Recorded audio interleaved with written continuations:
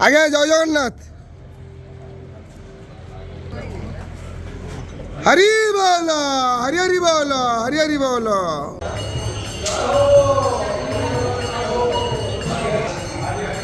हरि बोल, हरि हरि बोल, हरि हरि बोल। श्री परमात्मने नमः। अतो पञ्चदशोऽध्यायः। श्री पुरुषोत्तमयोगः।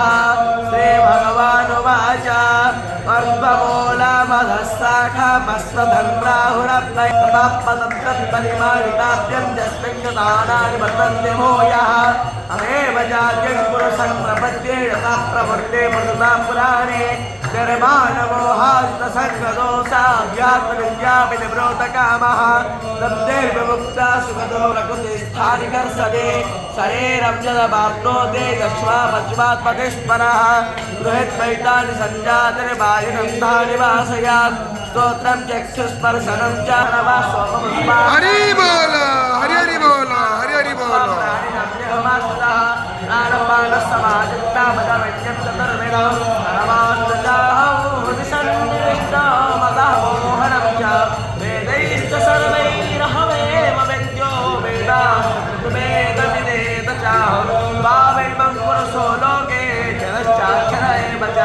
क्षरस्तरवाणि भूतानि तस्त्वक्षर उच्यते बुद्धमः पुरुषस्तन्या परमात्मे तत्राहुतः यो लोकत्रयमाविश्य विवर्तावयनीश्वरः यस्मात् वेदोपवेदै च प्रकृतं पुरुषोत्तमः यो मामेवम सम्माने पुरुषोत्तमयोग नाम पञ्चदशोऽध्यायः।